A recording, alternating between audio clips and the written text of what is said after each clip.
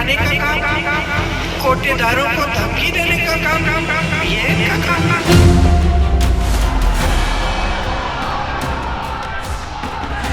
अरे कोई इनके दिमाग को भी जरा बता दो, कब रायबरेली की जनता भी खटाखट खटाखट खटाखट भेजेगी घर। अमेठी से गए, रायबरेली से भी जाएंगे। इंदिरा जी जैसी महान हस्ती आपकी नेता रही, आपकी सांसद रही, वो आपके पास आती थी वोट मांगने के लिए तो अपने काम के आधार पर मांगती थी। बहुत धार्मिक थी, वो धर्म का बहुत आदर करती थी, लेकिन धर्म के नाम पर आपसे वोट नहीं मांगती। राहुल गांधी जी ने वायनाड से वोटिंग के पहले कह देना चाहिए था कि मैं 2 जगह से लड़ूंगा। ये हाइड करना मेरे हिसाब से ठीक नहीं। अब अवसर आया है कि आप इस लोकसभा से आप सांसद नहीं बल्कि प्रधानमंत्री। मई की तपती गर्मी में जब पारा हर दिन ऊपर की ओर भाग रहा है, सियासत का मीटर दोगुनी स्पीड से दौड़ रहा है। वादों के आसरे दावों की डगर पर सियासत की तेज रफ्तार और नजर दिल्ली की सत्ता पर। सवाल है, सियासी मंच से हो रहे दावों और वादों से इतर जनता की नजर कहां है? बनारस में मोदी, रायबरेली में राहुल, इनको हराना ठीक नहीं है। हाँ, क्योंकि गांधी परिवार है, यहाँ गांधी परिवार हमेशा रहा है। तो वो गांधी परिवार नहीं छोड़ेंगे, हम लोग भाजपा परिवार नहीं छोड़ेंगे। ये गांधी परिवार शुरू से यहाँ रहा है, इस वजह से हम लोग सपोर्ट करेंगे उनको। कांग्रेस थी तो उन्होंने किया भी, तो जो जब तक थी वो की, बाकी अब नहीं है तो नहीं कर पा रही है। देश को बर्बाद के अलावा कुछ नहीं किया है कांग्रेस ने। इस देश की सत्यानाश कर दिया कांग्रेस ने। जो कुछ भी है यहाँ कांग्रेस का दिया हुआ है। रायबरेली की पहचान कांग्रेस है। राम लहर चल रही, पूरा राम राज है। ये राम राज्य तब चलेगा जब पेट में खाना होगा। जो हमारे यहाँ व्यक्त है वही लोकल है। दिनेश प्रताप सिंह लोकल हैं। इस बार बटन पे भी दिखाई देगी और हमारे राहुल गांधी जी 5 लाख से ज्यादा वोटों से जीते। यहाँ पे क्या दिया कांग्रेस ने? कांग्रेस ने यहाँ पे भूख दिया, भाई दिया, आतंक दिया। जो दिया है वो सोनिया गांधी ने दिया, प्रियंका गांधी ने दिया है। रायबरेली में पंजा ही निकलेगा। चुनावी मौसम की लंबी यात्रा में पश्चिम बंगाल से बिहार और पूर्वांचल से अमेठी के रास्ते जो मौजूदा वक्त में सबसे ज्यादा चर्चा में है। यहाँ 5वें चरण में 20 मई को वोट डाले जाएंगे। सीट का नाम है रायबरेली। यहाँ गांधी परिवार के चश्मो चिराग राहुल गांधी मैदान में हैं।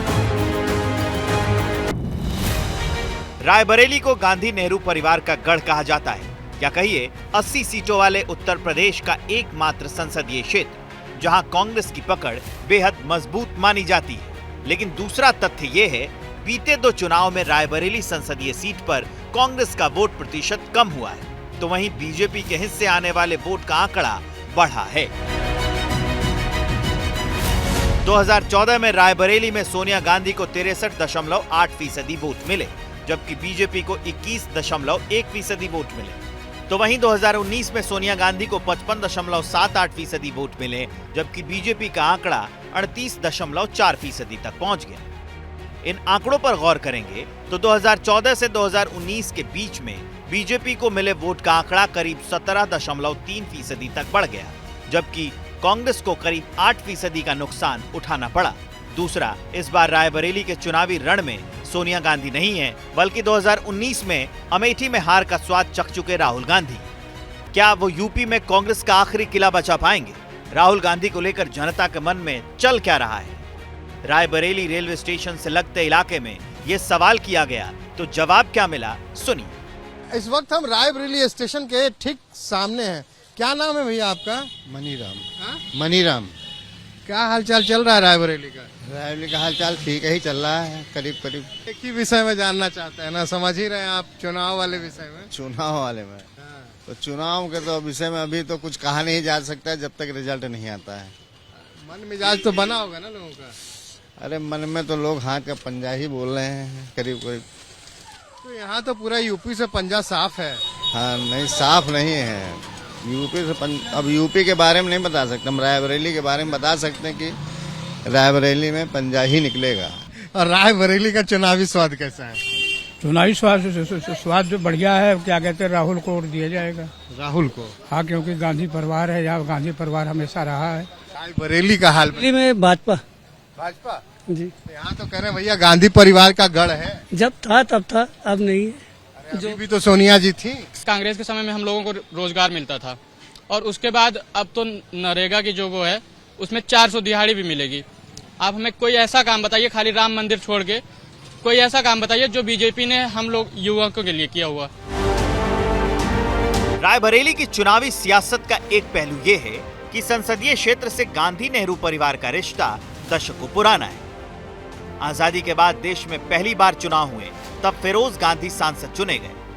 बाद में इंदिरा गांधी, सोनिया गांधी तक गांधी नेहरू परिवार के कई सदस्यों ने रायबरेली का प्रतिनिधित्व किया।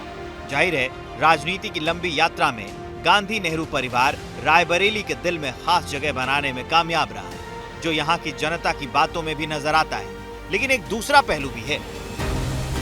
2022 में हुए यूपी विधानसभा चुनाव में रायबरेली संसदीय सीट के तहत आने वाली सभी 5 सीट कांग्रेस हार गई। 4 सीट पर समाजवादी पार्टी ने कब्जा जमाया, जबकि 1 सीट बीजेपी को मिली। अब सवाल है, विधानसभा चुनाव में कांग्रेस को दरकिनार करने वाली रायबरेली में कौन सा फैक्टर काम करेगा? भाई, उनकी मातृभूमि कर्म भूमि है, लोग उनको मान रहे हैं, इसलिए उम्मीदें कम। जगह से तो उखड़ गए, अमेठी में हार गए, वहाँ भी तो वही था। वो सही है, मगर यहाँ तो भाई जोर तो पूरे लगाए हुए हैं। जो कुछ भी है यहाँ कांग्रेस का दिया हुआ है। रायबरेली की पहचान कांग्रेस है। रायबरेली में सोनिया जी ने जो काम किया, एफडीआई हो, निफ्ट हो, वो हो, तो कह रहे कुछ हुआ ही नहीं, आप कह रहे हैं कितना काम कर दिया। तो इनकी सोच है ना।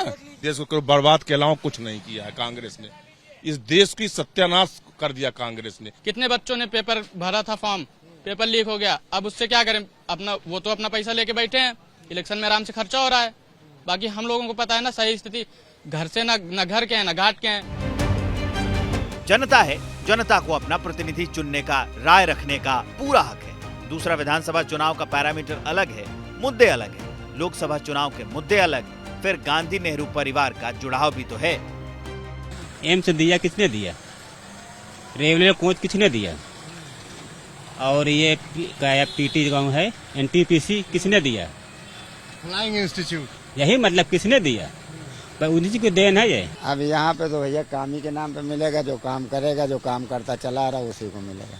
कौन करता चला रहा है? अभी तो मोदी जी की सरकार चल रही है दिल्ली में 10 साल। जरूर चल रही, लेकिन यहाँ तो ज्यादातर सोनिया गांधी की वजह से ही यहाँ विकास हुआ, थोड़ा बहुत जो हुआ है। हाईवे कितना बना हुआ, रोडें कितनी बनी हुई है। एक सेकंड भैया, सब आपके। हम मुस्लिम हैं, 3 तलाक का हमें कोई फायदा नहीं हुआ। आपको क्या फायदा हुआ 3 तलाक? मुस्लिम बहनों को फायदा हुआ है।